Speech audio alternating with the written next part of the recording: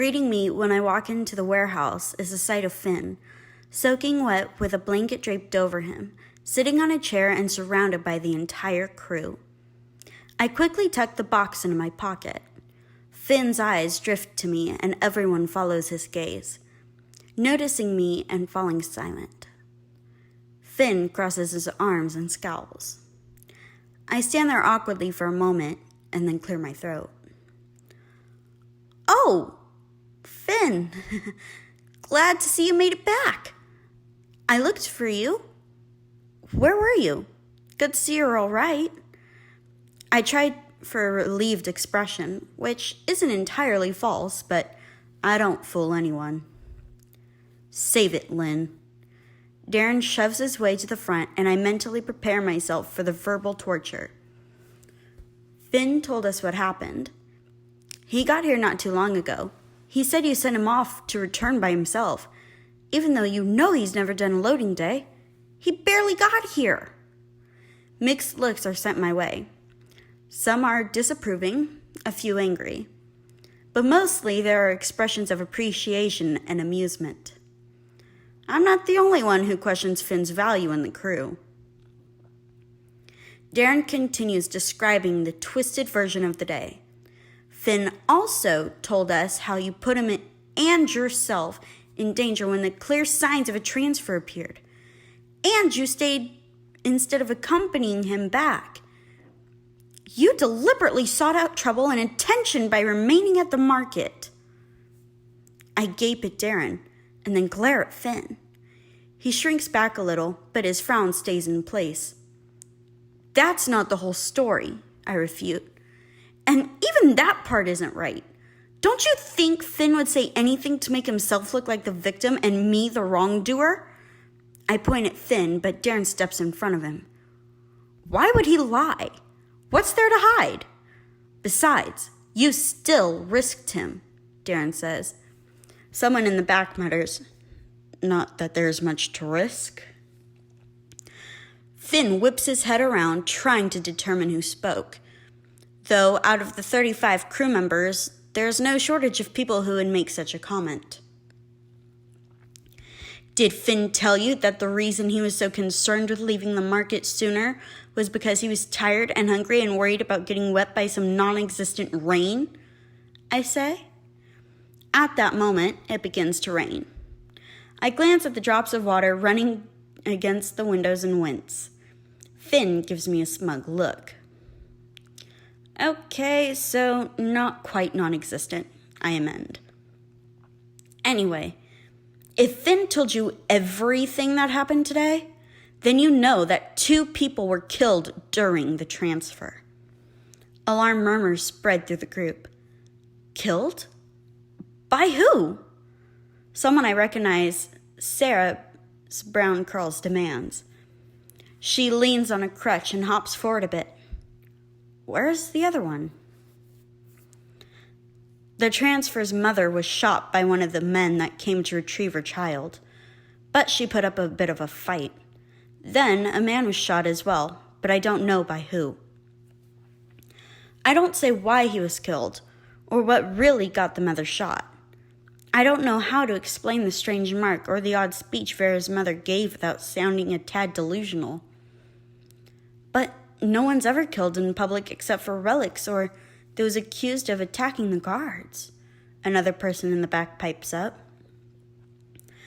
I'm surprised they didn't at least mention the justification of deaths in the news.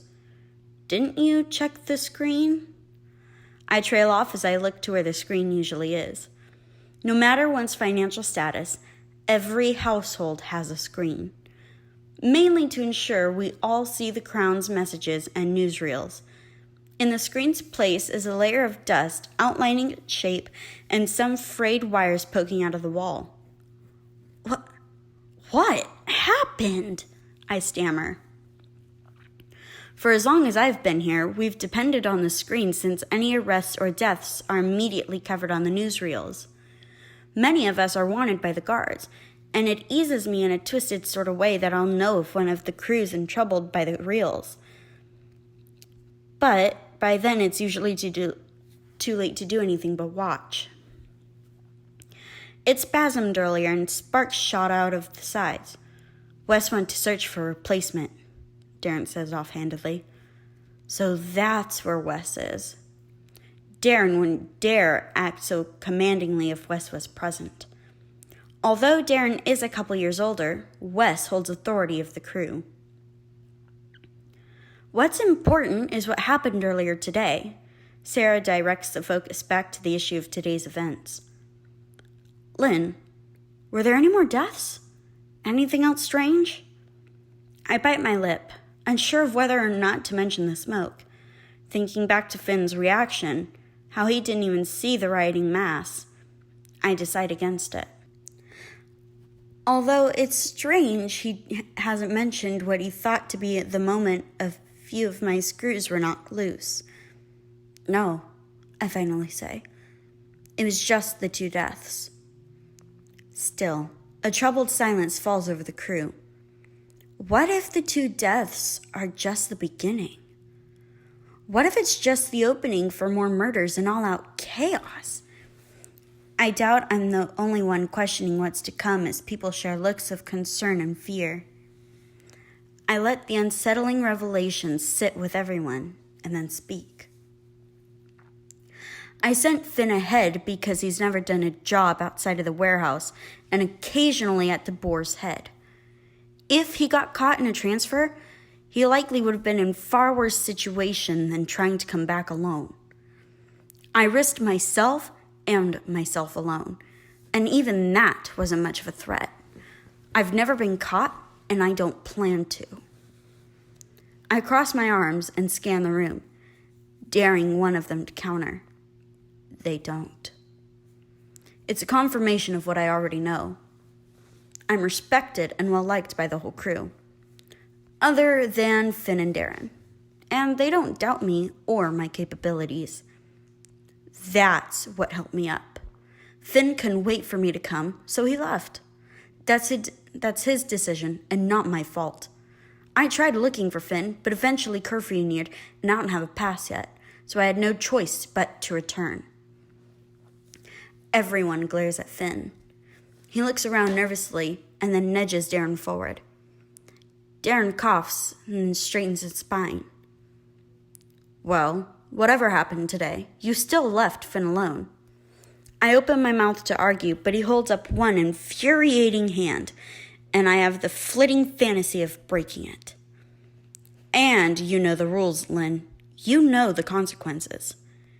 Get it out of your head that you have any standing here, Darren. You have no authority, I snap. You aren't the leader. Neither are you, Lynn, Finn defends Darren. You don't have the right to do anything either. Oh, shut up, Finn, I groan, then address Darren. We all know why you favor Finn. He adds to your delusion of control. Just because the rest of us don't worship the ground you walk on, it doesn't mean you side with whoever does, especially when that person is clearly wrong. Well, why shouldn't I be in charge, he argues. I'm the oldest and I've been here the longest. The fact that you use that as your argument counters your own point, I refute. Time doesn't mean you're fit to lead. Quality over quantity. Tension and excitement mingle in the air. Bets are made as the anticipation of a fight rises. I like watching a good fight as much as the rest of the crew, but I never fight out of the pits. My hands curl into fists, but I force them to remain at my sides. Of course, you know all about quality, Darren sneers. My knife is in my hand and at his neck before I know it. Lately, Darren's frustration at his low status have been directed into creating rumors about me and the true reason of my high rank. But no one believes him. They know me. Still, it boils my blood every time he tries to credit my worth to something other than my work and effort. Darren's breath becomes a little faster as I slide the blade down his chest. Not hard enough to make him draw blood, but enough pressure to make him at least a little worried. My skills and place here were earned. No one but me contributed, I say, my voice low. We aren't allowed to cause bodily harm to each other, but there's nothing against inciting fear. Pretty tricks, he scoffs. I wonder what else Wes taught you. Darren's red cheek and my stinging palm are the only proof of the slap. I stared at his cheek in shock and horror. No, I'm not supposed to do that. I can't do that. I'm like her. So many things gone wrong. So many memories resurfacing. Darren's eyes are wide, his face livid. He presses a hand to his face. You! The door slams open. A large, hooded figure holds a large box under his arm. The figure steps in and lowers his hood, drops of water dripping from his brown hair. He takes in the sight before him. A drenched Finn, the tent's crew, and me and Darren in the middle of an argument. Wes raises a brow, shifting the scar running down the length of his right side of his face. Well, someone care to explain? He sets the box down. Darren and I step forward at the same time. Darren begins to talk, but Wes silences him with a hand, the same way Darren interrupted me. Wes gestures for me to speak, and a spark of satisfaction comes at the sight of Darren's furious expression. I recount everything that I said earlier, how there were no loaders because of the transfer, the chaos and me sending Finn ahead until I could leave without getting caught, Finn not wanting to wait and deciding to leave without me. Wes looks between the three of us, and then back to Finn. Why are you wet? He asks Finn. It's only then that I fully register that Finn is soaking, even though it wasn't raining earlier. Finn turns bright red.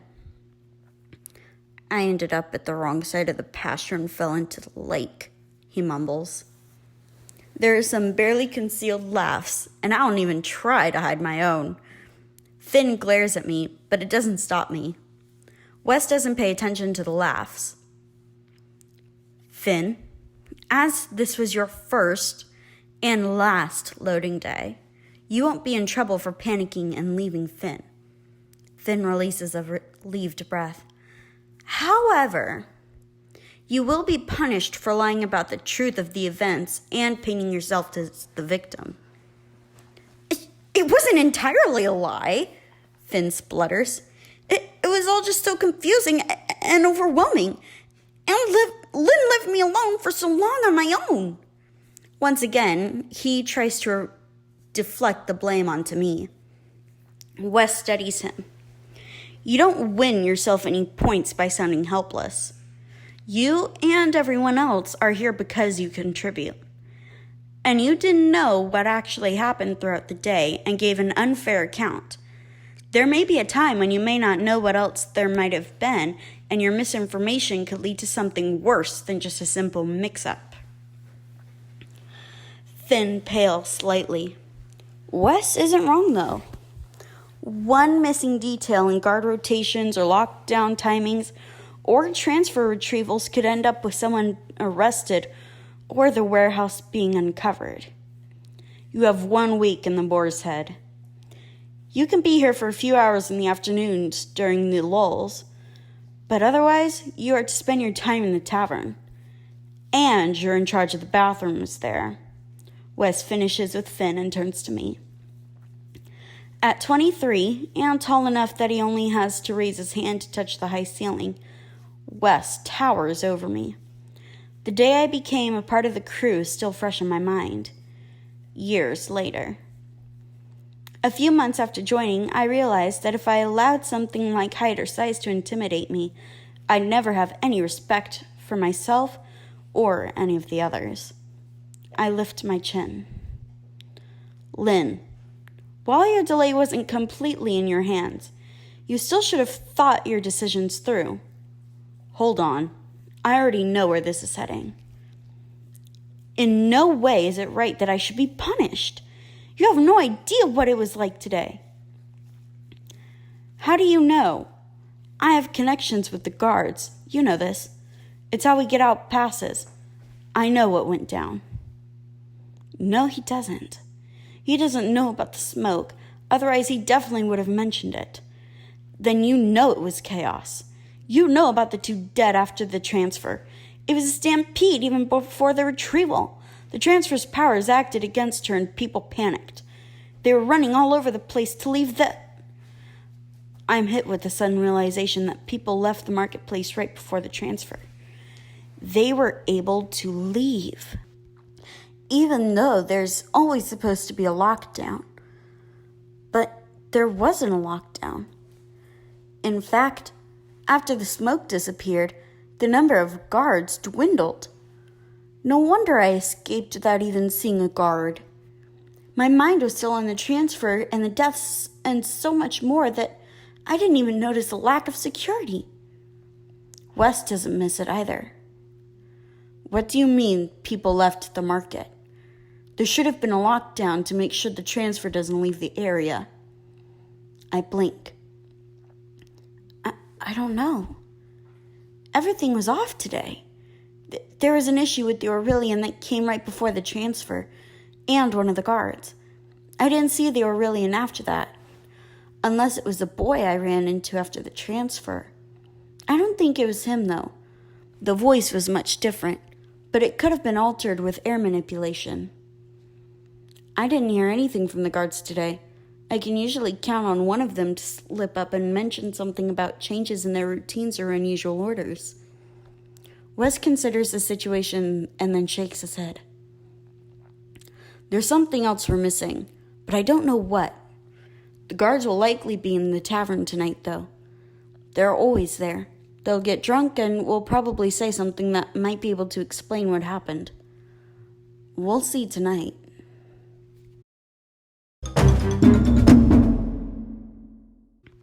Wes focuses on me. Going back to Finn.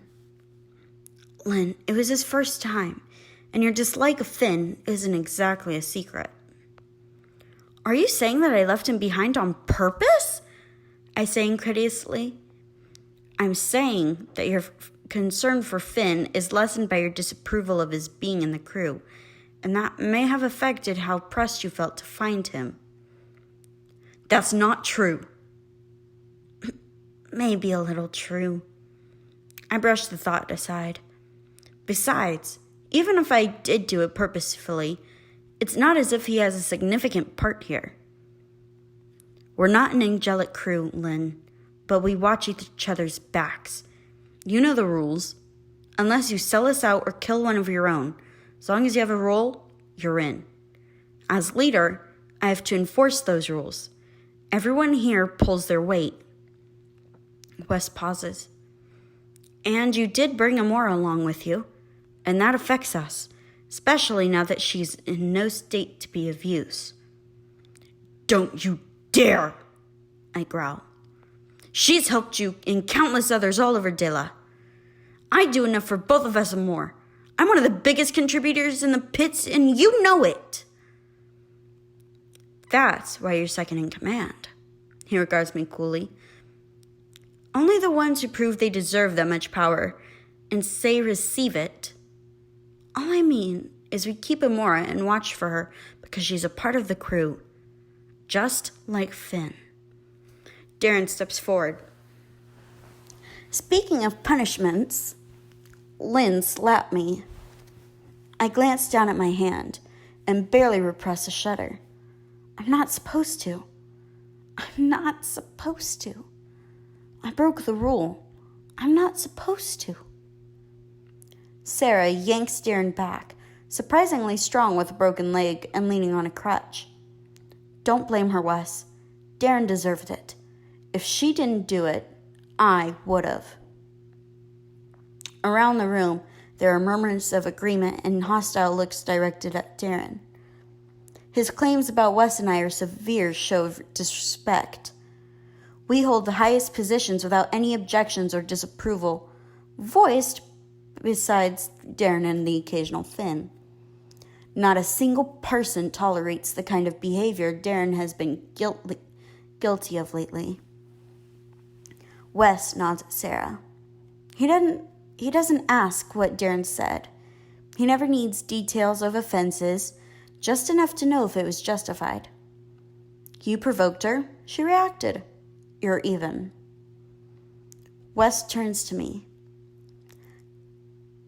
Considering what happened with you and Finn earlier, you've got stables tomorrow, and they're to be spotless. And you're grooming the horses too. I nod stiffly at the task he's assigned me as punishment, but bite my lip. If he knows that the thought of me spending the morning with those horses wouldn't actually be unpleasant, he'd give me something else.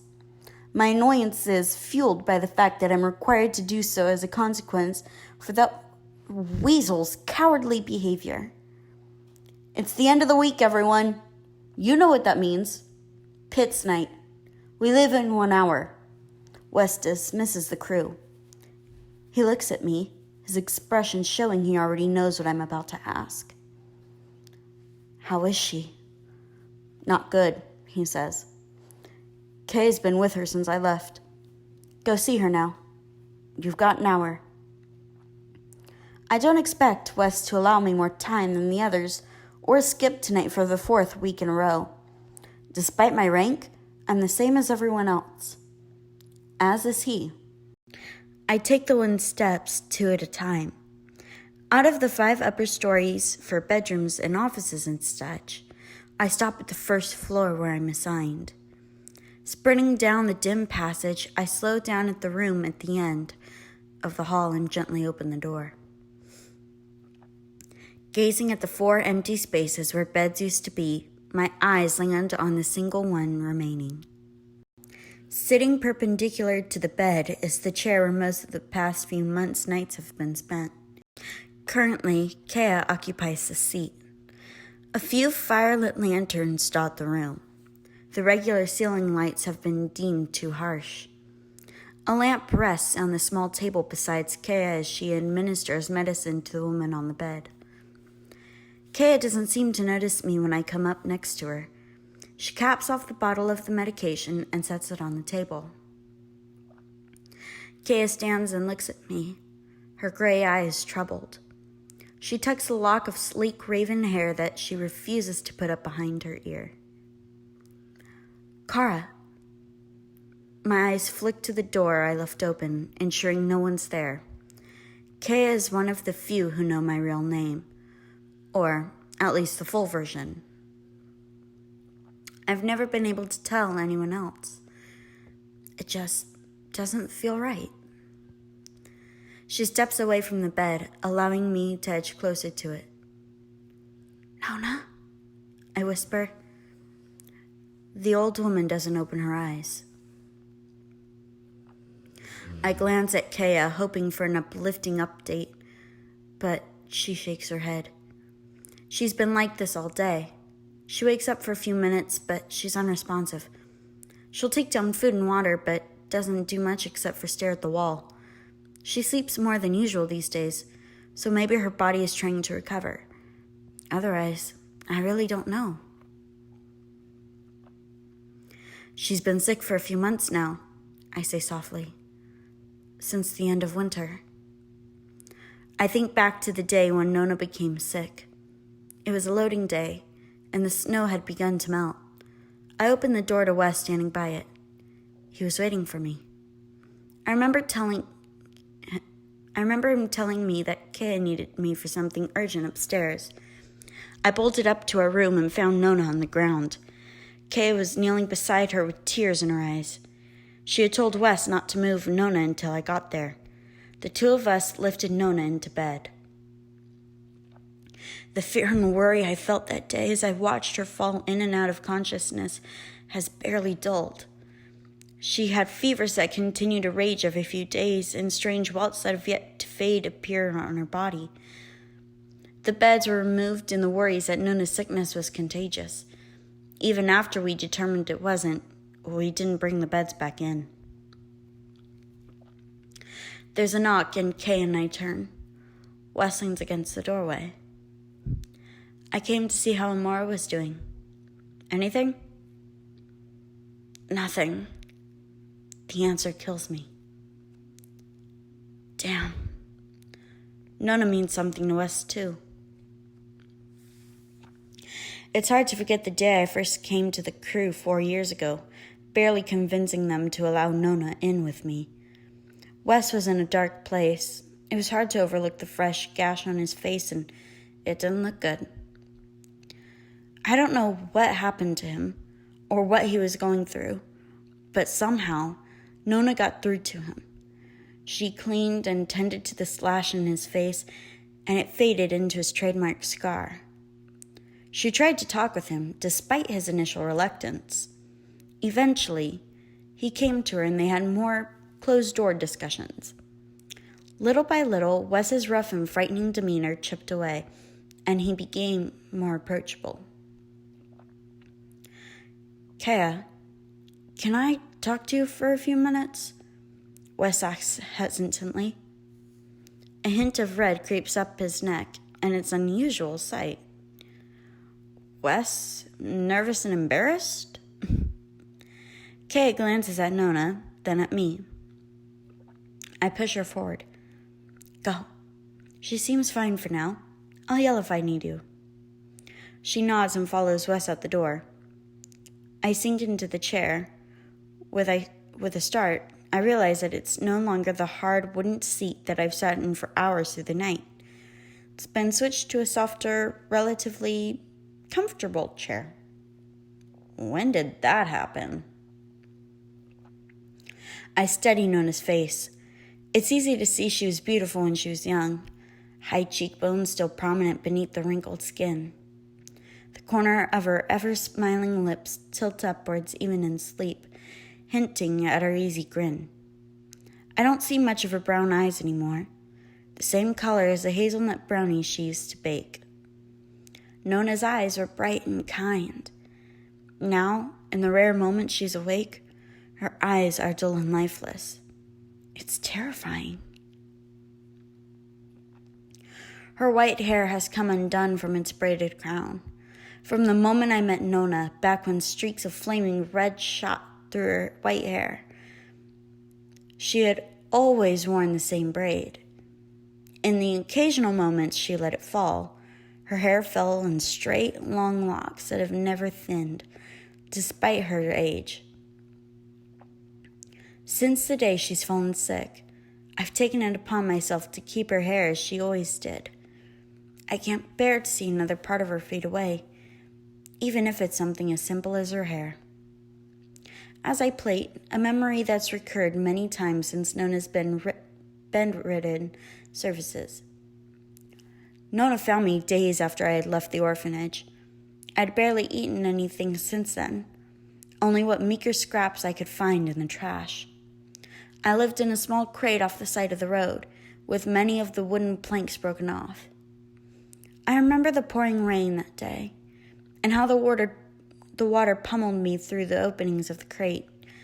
Out of nowhere, an apple rolled on the ground a few feet away from me, and I raced for it. My injured arm screamed, but days without food had left me starved, and I ignored the pain. I looked up at the owner of the apple. It was an old woman. She didn't yell at me or tell me to scram as most people did when they saw me going for spare pieces of food they'd left. She simply observed as I took the fruit and scrambled back to the box. I finished the apple so fast, it was as if it hadn't been there in the first place. A few minutes later, another apple was placed in front of me. I peered out of the crate and saw the old woman smiling down at me. Go on, she said. Take it. I was wary of the stranger offering me food. No one around these parts gave up anything without good reason. Hunger beat out skepticism, and I grabbed the apple. The old woman watched me as I quickly finished it. The woman stayed where she was, oblivious to the rain. I didn't know what to make of her. Did she want something from me in return for the fruit? Then she spoke. Do you want to come home with me? I don't live far, and it's warm. I have plenty of food, and that arm of yours must be hurting. My left arm still hung limp by my side. I didn't know what to do about it. so I just left it as it was and hoped I'd be able to find a way to fix it. Despite the woman's offer, I was hesitant. What if she'd led me to some place worse than the orphanage? What if she turned out to be like my old caretaker? I saw too many times how Miss Elodie was able to switch personalities in the blink of an eye, and this old woman could be the same. I stared at the woman as she held out her hand. I looked into her eyes and saw that they were kind and warm. The one thing that Miss Elodie could never manage, despite the ease with which she could alter her features and words, was hiding the selfish, cruel glint in her eyes. It was that realization that made me take the woman's hand and accompany her. She insisted I called her Nona, as she didn't have any grandkids. At least ones that she knew of. It took some time, but I relented and the name became natural. As the years passed, Nona and I grew closer. Neither of us had anyone. She had children and they'd sent her enough money, but they never bothered to see her. She became like a mother to me when I didn't even know my birth mother. She became my world. A tear slips down my cheek. I quickly wipe it away. Don't cry, I silently berate myself. Crying won't do anything. Besides, she's not gone. She's still here. She'll get better. She has to. I secure the last lock of hair with a pin as Kaya walks in, her face a concerned expression. Wes told me there was a transfer earlier, and the deaths. It was awful, Kaya, I say. I would never tell anyone other than Kaya what it was really like during the transfer, how terrifying it all was, how it felt like reliving a nightmare. The whole day was insane. I've never seen anything like the things that happened today. I can tell she knows there's more to the story than what I told the rest of the crew, and her suspicious gaze and furrowed brows. It's near impossible to keep something from her. She doesn't press me for more details, though. She always allows me to speak only as much as I feel comfortable with. Concerning Kaya, that's just about everything. As we walk to our room a few doors away, I tell her everything that happened. She pales as I explain the smoke and its effect on the people, how it didn't seem to bother the guards and they patrolled the area as if nothing was wrong, how Finn didn't see the raging mob. Kaya rubs the back of her neck, a tic that occurs whenever she's nervous or stressed. I don't know why I didn't react to the smoke like everyone else did, I say. But wherever my skin came into contact with it, it looked and felt like the smoke burned me. The reaction faded before I got here, though. Once the smoke cleared, everyone went back to normal, as if nothing happened. Do you think I hallucinated it? Kay quickly shakes her head. No, you didn't imagine it, she says almost desperately. Why is she so concerned with me believing my own eyes? If it wasn't real, your skin wouldn't have been like that. Do you know why it appeared? Well, I say hesitantly. I could easily be wrong. The white liquid wasn't new, but it came from nowhere, and we're always told how costly transfer procedures and equipment is. Why else would it be thrown carelessly on the ground? Right after the smoke cleared, I found the girl that ended up as a transfer on the ground wrapped in vines and roots. There was a vial of the stuff they inject into transfers to force them to reveal their abilities, shattered on the ground near her. What if the Aurelians somehow changed it up so that it created the smoke to force the girl's power to work against her, but it makes standards act out violently? Kaya takes in my assumptions. You could be right. She doesn't dismiss it. They do have the means to do so with all their advancements in technology. It would make it much easier for them to find transfers, she says in a small voice. Hatred surges up my throat. It'd make it much easier for them to rip children away from their families. But hate wars with twisted logic. Standards have seen the mad relics dragged into the square by chains around their necks. They claw at the ground and tear their hair out by the roots, screaming and eyes rolling back into their heads, only to rise moments later all the more crazed. I don't voice those conflicted thoughts. Instead, I reveal another one. But if the rest of the standards were raging, why weren't the guards like that? In a quieter voice. Why wasn't I? Kaya's eyes fill with sympathy and concern. I don't know why you weren't affected, Kara, or why you were able to see the smoke and Finn wasn't. Maybe the guards were given some sort of repellent to protect them from the effects, but I'm not sure. I still don't know what to make out of all this. I run a hand through my hair, the brown waves tangling halfway through. The newsreels don't leave out any details about them and how the executions go. But after today, after all the insanity and revelations, what if there's more to it? Revelations? Kaya tilts her head. I nearly forgot about the mother's odd speech and all the chaos that slipped my mind. The transfer's mother went on this tirade about how they've destroyed everything and massacred all of these unknown people. Kaya's eyes widen and her hand goes to the back of her neck again. Did she say what kind of people? She says slowly. No, just that everyone would soon know everything and children wouldn't be taken away anymore. Kate doesn't meet my eyes and stare at the wall past me. What if the woman meant more than that? What if relics aren't really dangerous? Kara, you go back and forth between relics' true stability a lot. Are you really sure about this? No one's seen a relic outside of the executions, and all that anyone sees is a few moments before their ramblings turn into screams. There could be more to the transfer that we don't know. Like what? I stare. Kaya never loses her temper, raises her voice. Her eyes widen at her own sudden outburst. Oh God, Kara, I'm so sorry. Kaya, what's wrong? Her eyes flick to the door of the room occupied by Bryn, Kaya, and I. She doesn't answer right away.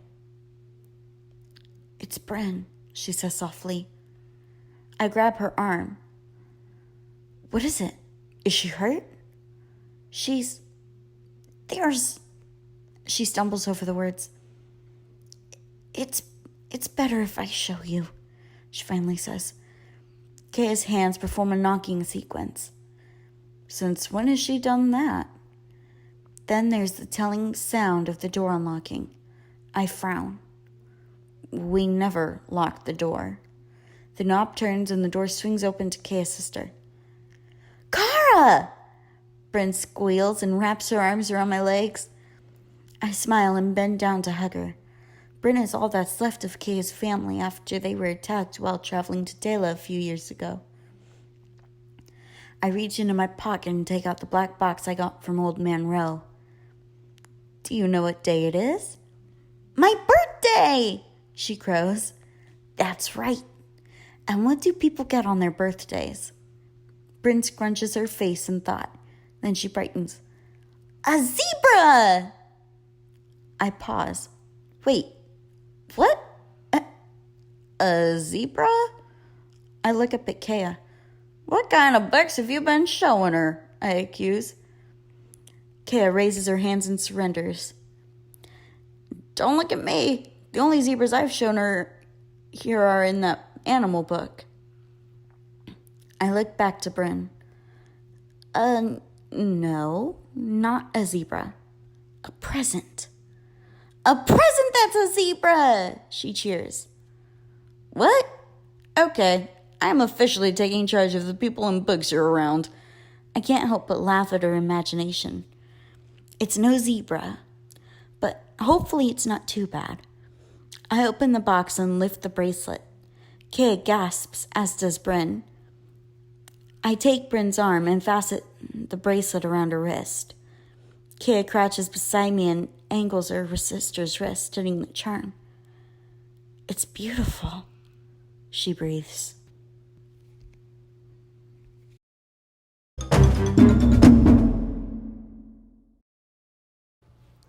Thank you, Kara. Bryn leaps into my arms again, knocking me backwards. It's only then that I notice the overturned chair in the corner and rumpled bedding strewn across the room. I turn to Kaya for an explanation, but she doesn't say a word. Kara! Bryn tugs my arm. Look what I learned today! She looks to Kaya, who shuts the door before nodding. Bryn runs to her bed by the window. Her eyes take on a blank stare for a few moments.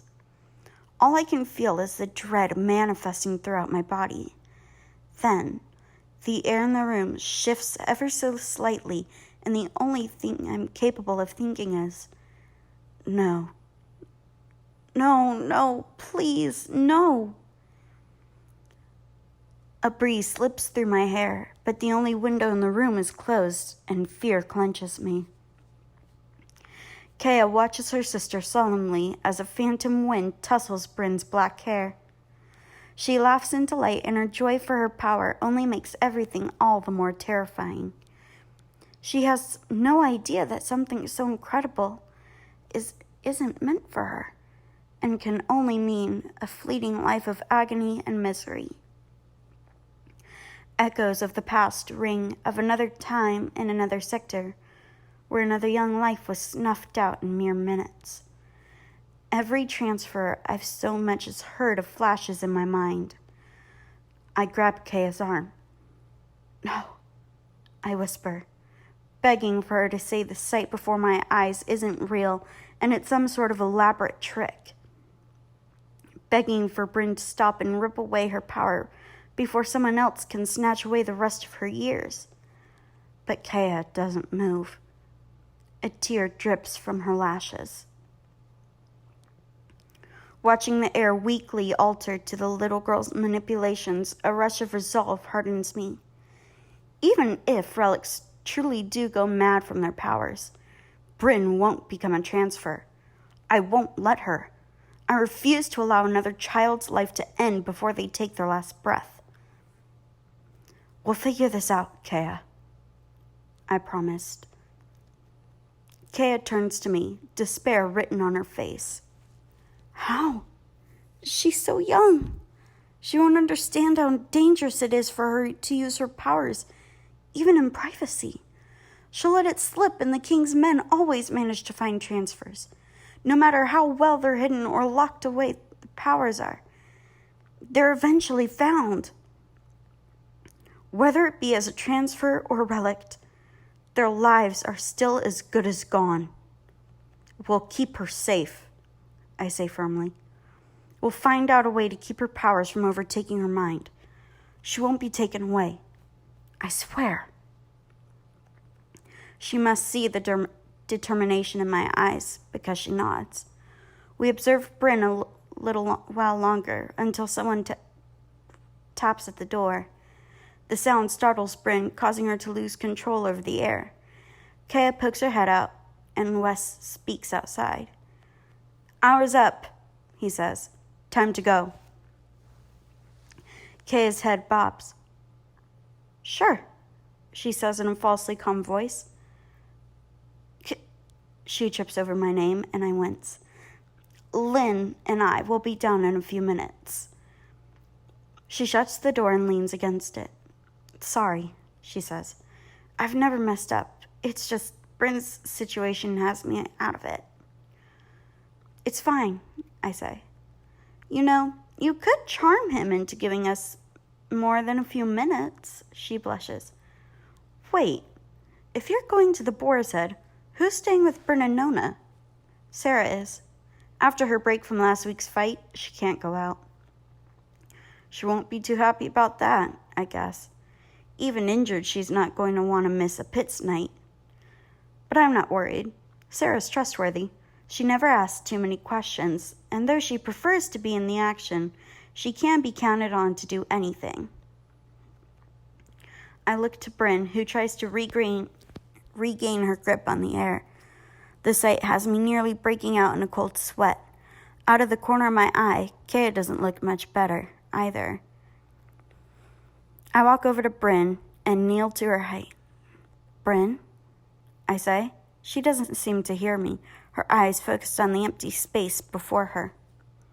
Bryn, I try louder this time. I touch her shoulder, and it snaps her back. Yeah? She asks, eyes blinking innocently. My heart twists at the possibility that I might fail her too, just like I failed all those years ago. Words that I've tried to bury rise up. A pointless, worthless, hopeless case who can't do anything right and has doomed herself and all who touch her. No. I'll protect Bryn. If it costs my own life, if it ends with me as another victim of the square's bloody reputation, then so be it. Bryn, this new skill you found, you can't tell anyone. She cocks her head. Why? Well, I search for an explanation that won't terrify her, but at the same time, be enough to convince her to not use her power. You know how I tell you only to call me Kara in front of Kaya? You said it's because it's our secret treasure. Because if anyone else knows, it won't be a treasure. Because it won't be for only us. And not everyone can have a treasure, because then it's not special. That's right. I smile at her understanding. Despite being barely 5 years old, she's always been able to comprehend just about anything I've said to her. Your skill is like a treasure, Bryn. Not everyone has something like that. That's what makes it so special. She manages to drag a sheet across the floor with a small wave of her hand. Chills run down my back. Makes me special? She smiles. No, that doesn't make you special. Her smile falls. You are special. With or without your skill, you're special. Bryn brightens. But this, I gestured to the messy room, this is something more. Like my real name is my treasure. This new thing about you is your treasure. You have to keep it hidden. You can't use it without me or Kaya saying it's okay. And that's only when we're alone. If even one person knows, it won't be your treasure. It will be someone else's. I don't tell her that it won't be hers, because it will be ripped away without a moment's notice. Do you understand? You can't ever do this when someone is near you, or even when you're alone. Only if Kaya or I are with you. You have to promise me that you'll do as we say. Please. I desperately take hold of her shoulders and look into her widened eyes, pleading with her to understand. Please, Bryn. Promise? She nods. Promise. I know she means it, but it's not enough for me. And what do we say about promises? A broken promise means a broken heart, she recites. My shoulders that I didn't realize were tense relaxed. I embrace her, holding her for as long as I can before Kaya's eagerness for time with her sister forces me to let her go. I step back and allow Kaya to rush forward, having her own moment with Bryn before Kaya hugs her as well. Kaya releases Bryn and goes over to her own bed beside Bryn's. She reaches down, and the sound of the clattering wood tells me she's removing the loose floorboard that hides her and Bryn's most personal belongings. Kaya pulls out a few of the simple books I've brought for her to use as a substitution for Bryn's schooling.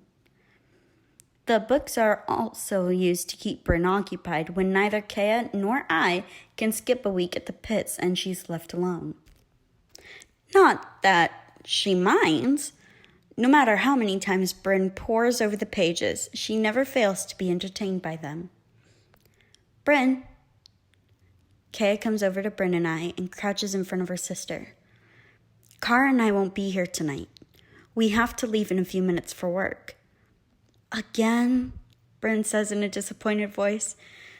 I don't want to leave you either, but we have to. Sarah will be with you, though. You like spending time with her, right? At the mention of Sarah, Bryn nods eagerly. Uh-huh. She's fun. Once, she showed me how to break someone's arm. Okay, let's try to stay away from breaking bones, I cut in. From below, Wes calls for me and Kaya, saying that everyone was leaving immediately. Kaya looks to me apprehensively. Don't worry, I say in what I hope is a reassuring tone, but I can't tell if my own concern seeps into my voice. She shifts her gaze to her sister and wraps her arms around her tightly one more time. She whispers something into Bryn's ear, but it's too low for me to hear. Despite the fact that I've cared for Bryn alongside Kaya since she was a little more than a baby, I don't mind them having their own secrets. Kaya has nothing but Bryn. If she loses the last of her family, I don't know what it would do to her. Finally, Kaya pulls herself away and I follow her to the door. Just before we leave the room, I look back to Bryn. Remember what I said, Bryn. Remember what you promised. She nods. I won't break it. I shut the door behind us, wishing I could close off the world to her just as easily as the door. As we walk downstairs, Kaya turns to me. Wait, did she mean the promise or the bones? By the entrance, Wes hands out the curfew permits. Work passes for the Boar's Head and leisure ones, 5 for men, 3 for women. Kaya and I line up with the others. However, standing in front of me is Sarah. I whip my head around to Kaya, and it's clear we both have the same question. Who's staying with Bryn and Nona? I tap Sarah on the shoulder. She turns in an awkward circle, her cast dragging along the wooden floor. Sarah, I thought you were staying tonight, I question. She scowls. I saw the schedule a few minutes ago. I'm not supposed to skip the pits for another 2 weeks. I have nothing against staying back when I'm supposed to, but I won't let Wes keep me here because of a stupid injury. My eyes travel down to her broken leg. Does she really mean to fight with a cast? Although she could always knock someone out if she kicked them in the head with it. I shake my head. But, Sarah, you can't fight with your leg like that. Wes will never let you go. She crosses her arms, leaning on her crutch. It teeters against her tenuous perch, but she doesn't waver. So, you talk to him. You're second in command, so you must have some say in who stays. I study her. With Sarah's short height and small build, she would appear almost harmless if it wasn't for the scars running all over her brown skin from years of victories at the pits, and the dangerous glint in her eyes whenever approached with a challenge. I remember when I first met her. I didn't underestimate her like people usually do when they first see her step into the pits or rise up to issue a match. She holds herself with a certain confidence and moves like a fighter, every turn precise. Every move preparing for an attack. Everyone was stronger than me when I first joined. Everyone bigger and smarter and more experienced. But out of all of the crew members that scared me, the person I recall terrifying me the most was Sarah. I refuse her. Sorry, Sarah. Wes wouldn't keep you out of the fight if he knew you were able. If you really want to join, take it up with him. Her frown deepens, and she faces the front. Once Sarah reaches Wes, he sighs. He must have known Sarah wouldn't accept her exclusion easily. Sarah, you know better than to try and question my decisions. My word is final. You are not to attend the pits tonight. You may have won that last fight, but your opponent attacked you once your back was turned. It may not have been your fault, but you know the risks of fighting. There are always going to be men that don't appreciate being bested by a woman. You accepted those terms, so now you have to accept that responsibility. Wes hands her 3 leisure passes. Sarah takes them, but her eyes linger on the work permits. She limps away, her expression furious. Sarah is not one to allow someone to push her around, but she acknowledges and respects Wes's leadership. Oh, and Sarah? Wes calls. She pauses. Yes? Use your other crutch. You're only making your leg worse with all that dragging and banging. She turns back to Wes. I don't need it, she argues. Sarah, use it. That's not a suggestion. She grumbles something under her breath and spins back around.